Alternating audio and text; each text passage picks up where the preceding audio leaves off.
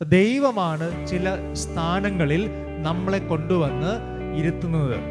അതിനുള്ളിൽ, ആ ചെറിയ സമയത്തിനുള്ളിൽ ദൈവം നമ്മളോട് പൂർത്തിയാക്കാനായിട്ട് പറയുന്ന കാര്യങ്ങൾ, ചെയ്യാനായിട്ട് പറയുന്ന കാര്യങ്ങൾ കൃത്യമായി ചെയ്ത് പൂർത്തിയാക്കിയില്ല എങ്കിൽ അതിന് വലിയ വില കൊടുക്കേണ്ടതായിട്ട് വരും.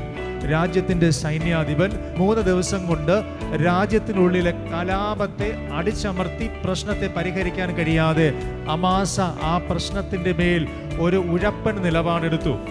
രാജാവ് പറഞ്ഞതിന് വില കൊടുത്തില്ല. അതിന് അദ്ദേഹം വലിയൊരു വിലയും കൊടുക്കേണ്ടതായിട്ട് വന്നു. ദൈവം നമ്മളെ ഓരോരോ കാര്യങ്ങളിൽ ഏൽപ്പിക്കുമ്പോൾ ദൈവം നമ്മളിൽ നിന്ന് ചിലത് പ്രതീക്ഷിക്കുന്നുണ്ട്. നിങ്ങളെ ഒരു കുടുംബത്തിൽ ഒരപ്പനും ഒരമ്മയുമായി നിയമിച്ചിട്ട് ദൈവം നല്ലൊരു പിതാവിൻ്റെ ക്വാളിറ്റീസ് നിങ്ങളിൽ നിന്ന് പ്രതീക്ഷിക്കും. നല്ലൊരു അമ്മയുടെ ശീലങ്ങൾ നിങ്ങളിൽ നിന്ന് ദൈവം പ്രതീക്ഷിക്കും. നല്ലൊരു ജീവിത പങ്കാളിയുടെ രൂപം നിങ്ങളിൽ നിന്ന് ദൈവം പ്രതീക്ഷിക്കും. എവിടെയാണോ, എന്തുത്തരവാദിത്വമാണോ ദൈവം നിങ്ങളെ ഈ ലോകത്തിൽ ഏൽപ്പിച്ചിട്ടുള്ളത്, അത് നന്നായിട്ട് ചെയ്താൽ ദൈവം നമുക്ക് ഒരു പദവി നൽകി നമ്മളെ വിളിക്കും. എന്താണെന്നറിയാമോ?